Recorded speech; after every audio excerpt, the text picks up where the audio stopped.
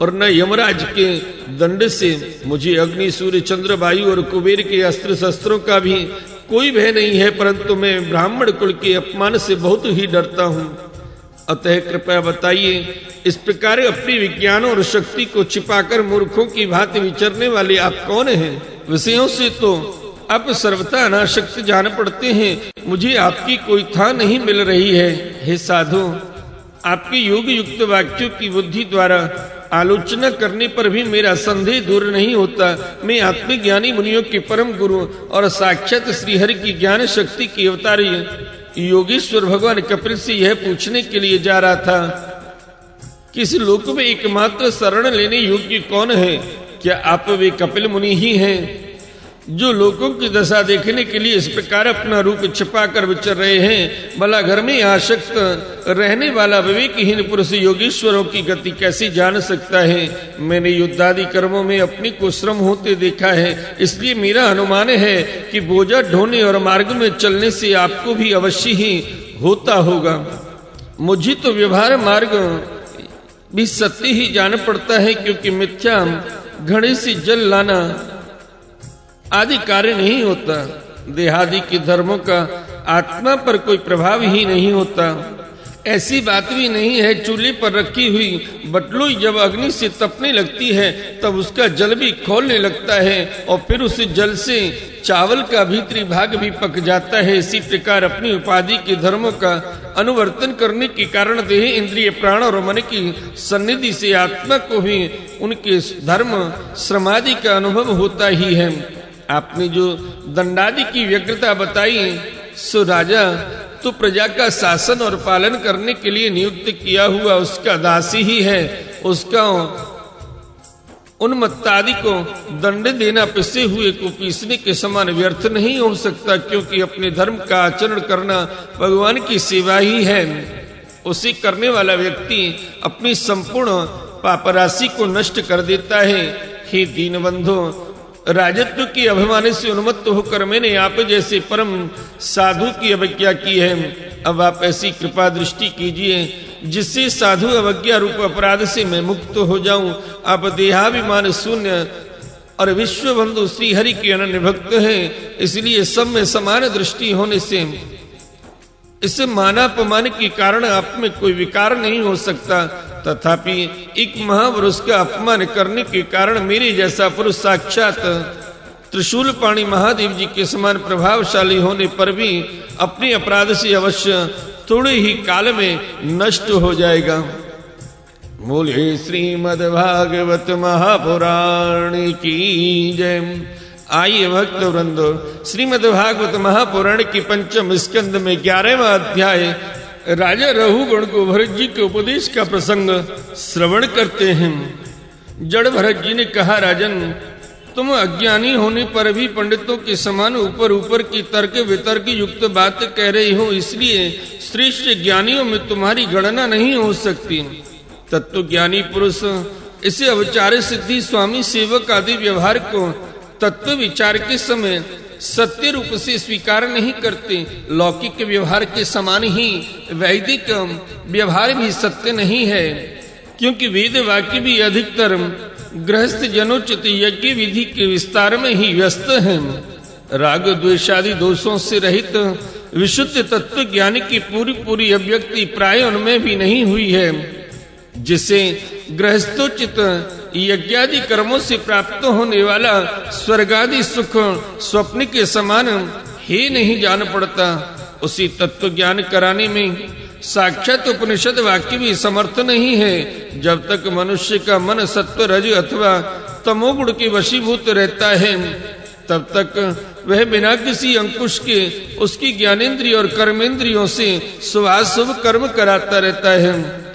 यह मन वासनामय विषय आसक्त गुणों से प्रेरित विकारी और भूत एवं इंद्रिय रूप 16 कलाओं में मुख्य है। यही भिन्न भिन्न नामों से देवता और मनुष्य आदि रूप धारण करके शरीर रूप उपाधियों के भेद से जीव की उत्तमता और अधमता का कारण होता है। यह माया में मन संसार चक्र में चलने वाला है। यही अपनी देह के अभिमानी जीव से मिलकर उसी काल क्रम से प्राप्त हुए सुख दुख और इनसे व्यतिरिक्त मोह रूप अवश्यम भावी फलों की अभिव्यक्ति करता है। जब तक यह मन रहता है तभी तक जागृत और स्वप्नावस्था का व्यवहार प्रकाशित होकर जीव का दृश्य बनता है। इसलिए पंडित जन मन को ही त्रिगुण में अधम संसार का और गुणातीत परमोत्कृष्ट मोक्ष पद का कारण बताते हैं। विषयासक्त मन जीव को संसार संकट में डाल देता है। विषयहीन होने पर वहीं उसी शांति में मोक्ष पद प्राप्त करा देता है। जिस प्रकार घी से भीगी हुई बत्ती को खाने वाले दीपक से तो धुएं वाली शिखा निकलती ही रहती है, और जब घी समाप्त हो जाता है तब वह अपने कारण अग्नि तत्व में लीन हो जाता है। उसी प्रकार विषय और कर्मों में आसक्त हुआ मन तरह तरह की वृत्तियों का आश्रय लिए रहता है, और इससे मुक्त होने पर वह अपने तत्व में लीन हो जाता है। वीरवर 5 कर्मेंद्रिय, 5 ज्ञानेंद्रिय और 1 अहंकार, ये 11 मन की वृत्तियां हैं तथा 5 प्रकार की कर्म, 5 तन्मात्र और 1 शरीर उनके आधारभूत विषय कहे जाते हैं। गंध, रूप, स्पर्श, रस और शब्द ये 5 ज्ञानेंद्रियों के विषय हैं। मल, त्याग, संभोग, गमन, भाषण और लेना देना आदि व्यापार ये 5 कर्मेंद्रियों के विषय हैं तथा शरीर को यह मेरा है इस प्रकार स्वीकार करना अहंकार विषय है। कुछ लोग अहंकार को मन की 12वीं वृत्ति और उसकी आश्रय शरीर को 12वां विषय मानते हैं। ये मन की 11 वृत्तियां द्रव्य, विषय, स्वभाव, आशय, संस्कार, कर्म और काल के द्वारा सैकड़ों, हजारों और करोड़ों भेदों में परिणित हो जाती हैं, किंतु इनकी सत्ता क्षेत्र की आत्मा की सत्ता से ही है, स्वतः या परस्पर मिलकर नहीं है। ऐसा होने पर भी मन से क्षेत्र का कोई संबंध नहीं है। यह तो जीव की ही माया निर्मित उपाधि है। ये प्राय संसार बंधन में डालने वाले अविशुद्ध कर्मों में ही प्रवृत्त रहता है। इसकी उपर्युक्त वृत्तियां प्रवाह रूप से नित्य ही रहती हैं। जागृत और स्वप्न के समय वे प्रकट हो जाती हैं और सुषुप्ति में छिप जाती हैं। इन दोनों ही अवस्थाओं में क्षेत्र की जो विशुद्ध चिन्ह मात्र है, मन की निवृत्तियों को साक्षी रूप से देखता रहता है। यह क्षेत्रज्ञ परमात्मा सर्वव्यापक जगत का आदि कारण परिपूर्ण अपरोक्ष स्वयं प्रकाश जन्म ब्रह्मादि का भी नियंता और अपने अधीन रहने वाली माया के द्वारा सबके अंतःकरणों में रहकर जीवों को प्रेरित करने वाला समस्त भूतों का आश्रय रूप भगवान वासुदेव है। जिस प्रकार वायु संपूर्ण स्थावर जंगम प्राणियों में प्राण रूप से प्रविष्ट होकर उन्हें प्रेरित करती है, उसी प्रकार वह परमेश्वर भगवान वासुदेव सर्व साक्षी आत्म स्वरूप से इस संपूर्ण प्रपंचों में ओतप्रोत है।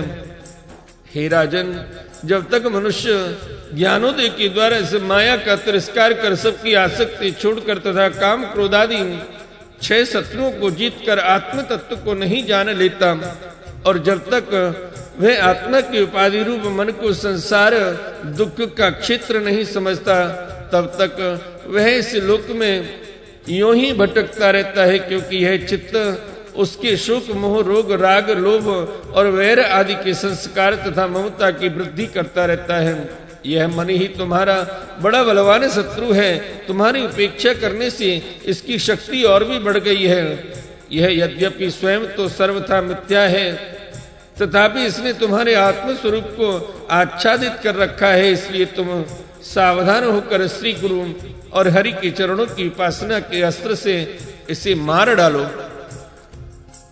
बोलिए श्रीमद् भागवत महापुराण की जय।